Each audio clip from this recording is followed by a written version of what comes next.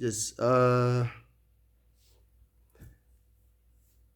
In the name of Allah, the Beneficent and the Most Merciful, I bear witness that there is no God but Allah, and I bear witness that Muhammad is his messenger. I greet you, beloved brothers and sisters, in the greeting words of peace. We say it in Arabic, Assalamu alaikum. Those words, Assalamu alaikum, simply means peace be unto you. And that is the spirit that I address this video to you.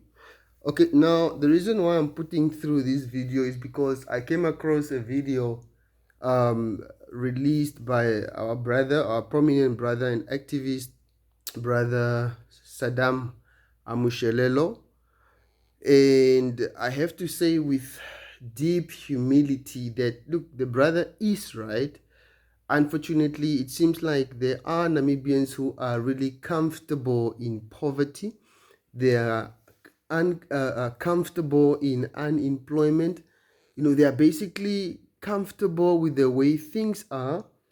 And I want to basically caution the brother who said that it seems like there is going to come a point where he feels he's going to stop fighting for these people and stop fighting for this country because the people are comfortable, or they don't want to be helped, or they don't want to help themselves, they don't want to assist him, they are not showing up in numbers to demonstrate, and all these things that are really demoralizing to somebody who is really trying to fight for a just cause. Now, I'm saying, brother, you need to understand one thing, that revolution has always been about the future, never about the present. Revolution has always been about the future. It's always been about the future generation. You got to love the future generation so much than you love the present for you to fight or for you to be an activist. Understand this, because it makes your life easier, it makes your fight easier, it gives you more reasons to fight when you think that, look, you are fighting for the children. You are fighting for the children, your 3-year-old, your 2-year-old, because you don't want them to be slaves in your own motherland.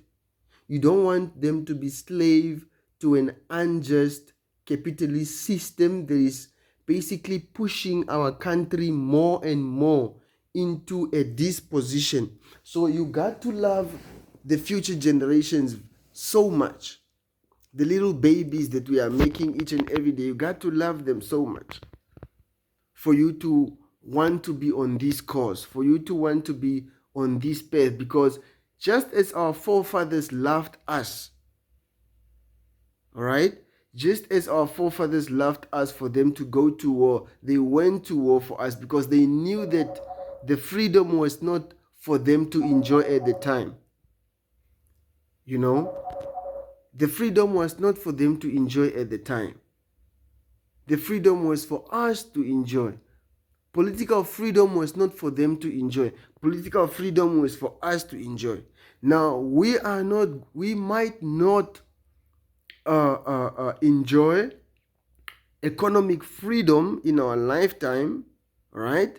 But the fight that we put in, the effort that we put in, and the mechanisms that we put forward will determine if our children will enjoy economic freedom.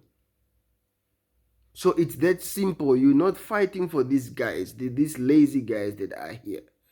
These guys that don't want to do anything.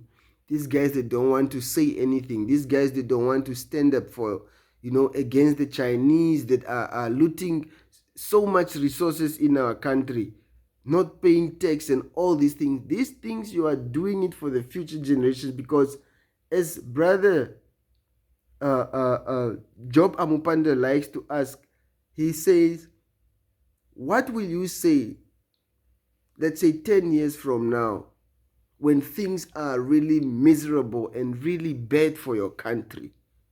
And your children at the time, they are going to be maybe, 15, 16 years old. What are you going to say then when your kids say, but Dad, Tate, what did you do when Namibia began to degenerate. What did you do? You don't want to sit there with your dick handed over in your hands to say, look, I did nothing because I was a coward, because I refused to stand up. I refuse to speak up against this injustice. You don't want to be that. And that's why most of us are even starting to come, even when we never wanted to be in politics. Some of us never wanted to do these things about politics. But it's a call that is coming to God, from God, actually, to say that you got to say something because you have the ability to say something. If you did not have the ability to say something, I won't judge you. But you know something is wrong, you have the ability to speak up, but yet you are not saying anything. The judgment is heavy upon you, brother. It's heavy, So maybe you just need to start focusing on the ultimate thing, because trust me, it is not demonstrations that really take the game home or make things happen. Is using the system and following the right channels. If something is injured, like for example, these guys that are not paying tax, the Chinese people, they are not paying tax. We have system in place. We have BIPA, for example. We have Inland Revenue, and we have NAMRA, for example. These are the people that we need to put pressure on. Never mind the Namibians that are lazy and just in the bashus drinking themselves to sick. They don't understand, so it's fine with them. Us who understand what this can do to our country, people shipping out money, literally shipping and continuously shipping money out of this country to a point that there's not going to be enough money to pay teachers, for example. And when our teachers are not paid, it means our kids will not go to school. There's not going to be money to pay our state doctors. It's going to be so bad to a point that it's even going to start biting you. You who say that you are not a poor man. You who say that you are comfortable now, you've got your money, you're making your money. There is going to be a time when you are not even able to make your money, because you make your money through the Namibian people. These few dollars that they are making in the system, eventually, it's not even going to be there, because the Chinese would have shipped out all the money. And they are constantly shipping out money. They've been shipping out money since 1990, even before that probably. But we know the Chinese obviously came after independence, so it's definitely after 1990. They've been shipping out money. There was a brother who told me that, look, if you really want to understand the power of Chinese in this country, go to Ellisheim and go to the houses of Hagigenkop, them and the same Nauyoma, them, those guys. You'd see Chinese walking in and out their homes each and every time. So it means these guys, we're not gonna be poor. If young people story though, as we are going to be resting in our grave by the time this 2030 shit starts happening. Because I also feel that 2030 is something else. It's not for what we are told it's gonna be. Fucking 2030, it sounds more like an invasion, and we are fucking sleeping. So if we don't prepare ourselves to be able to stand on our 2 feet by 2030 and say, Kucha, my bro, we're not going to invade us. If we don't establish relationships now with former brothers and sisters in the neighboring countries like Zambia and Botswana and Zimbabwe, and make sure that we've got a strong army. Because right now, it's not even about Namibia anymore, brother. Right now, it's about Africa. Right now, it's not even about Namibia. Forget Namibia right now. Namibia won't even exist. Namibia doesn't even need to exist. Right now, it's the United States of Africa that needs to exist. That's where we are looking at now. Because this is a thing that it takes one to understand. Number one, the power of the enemy. This enemy is so powerful, he can eliminate each one of us in a day. But because there is a God that is with us and is calling for unity, God is calling for the African governments to unite, have one currency, have one military, have one governing system, one constitution, so that we are able to fight together. Divided we fall, and obviously united we stand.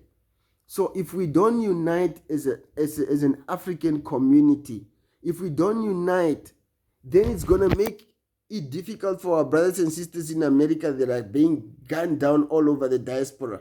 Those guys that are being killed. You saw what happened to George Floyd. It's because those guys don't have a backup state.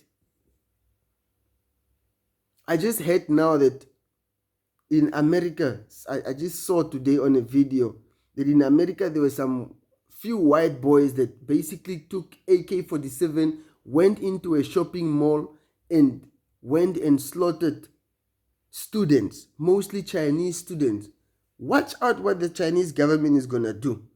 The Chinese government is going to demand answers from the American government. But do we have a nation showing out and showing off when our brothers and sisters are being murdered in America? We don't. We don't have that type of backup community. So black people, we are the only ones. Africans, we are the only one that doesn't have a strong community. We are the only ones that will continue being dominated. And what the brother is saying, it's true, because we don't want to join hands. We don't want to come up. So brother, I feel your pain, but never give up. Please, never give up. I love your energy. I love the fact that you are a smart man. I love the fact that, you seem to have a passion for your country. You'd be one of our most prominent leaders if you ever make it in parliament. I pray for you. I pray more strength for you. May God continue to guide you. May God continue to give you wisdom. And brother, never give up, because this is war. We need to go to war today. We need to get in touch with one another. We as young people who sort of understand this thing. So once again, brothers and sisters, I want to greet you in the greeting words of peace, as I have started, and we say it in ancient Arabic, Assalamu alaikum.